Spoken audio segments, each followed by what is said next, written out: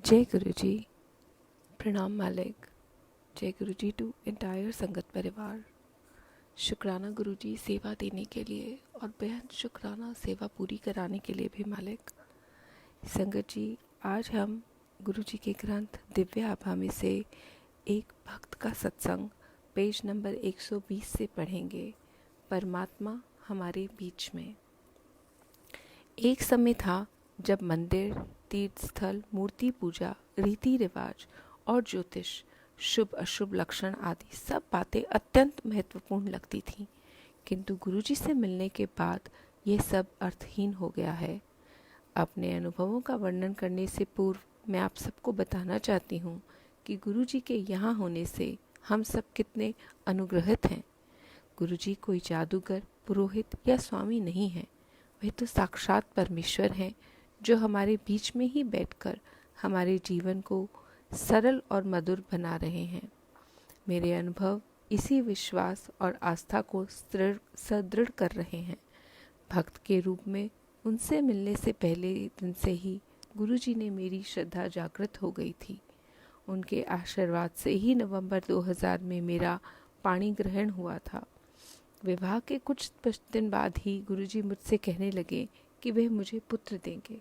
गुरुजी की इस पुनरोक्ति एक मुंडा ले ले पर मेरे पति और मैंने कभी अधिक ध्यान नहीं दिया, किंतु नवंबर 2000 से जुलाई 2003 तक वे यही दोहराते रहे।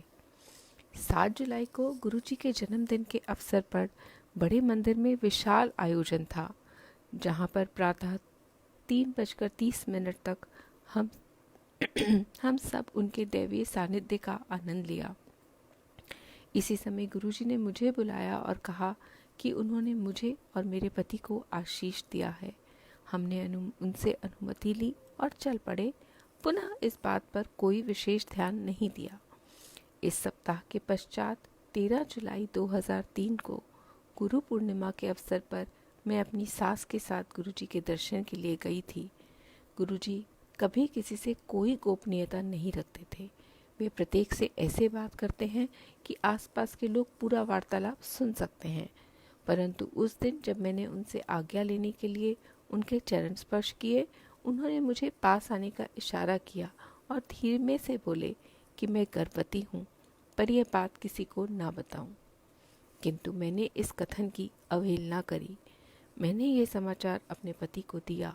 उन्होंने इसे अनसुना कर दिया और बोले कि मैं गुरुजी पर कुछ अधिक ही विश्वास करती हूँ। तत्पश्चात गर्भ परीक्षण का निर्णय आने तक मैंने प्रतीक्षा करी। 1 अगस्त को मेरे गर्भवती होने का परिणाम आया और गुरुजी की बात सत्य सिद्ध हुई। विचारणीय है कि मनुष्य होने के कारण हम अपना संयम खो बैठते हैं और स्वयं अपनी नजरों में गिर जाते हैं।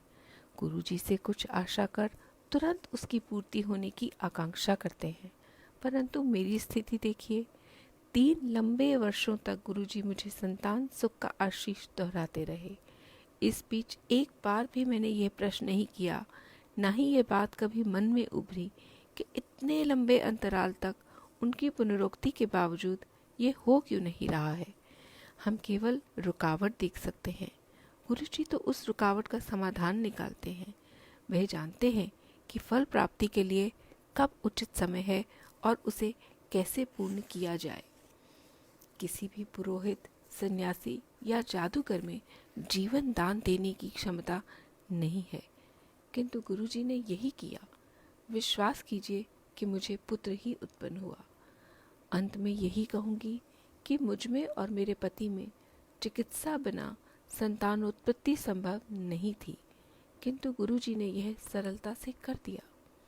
प्रत्येक भक्त को 100% आस्था के साथ शब्द का मात्र एक शब्द या पंक्ति कई दिन, सप्ताह, मास या वर्षों तक एक ही कारण के लिए दोहराना पड़ सकता है। बार बार बंद द्वार पर दस्तक देनी पड़ सकती है, जिससे वह कभी तो खुले, और वह खुलता अवश्य है। शुक्राना गुरुजी। थैंक यू संगत जी। पढ़ते वक्त अगर कोई भूल हुई हो तो मालिक हाथ जोड़कर आपसे भी माफ़ी और संगत जी आप सबसे भी माफ़ी मांगती हूँ। शुक्राना मालिक। थैंक यू गुरुजी। जय गुरुजी।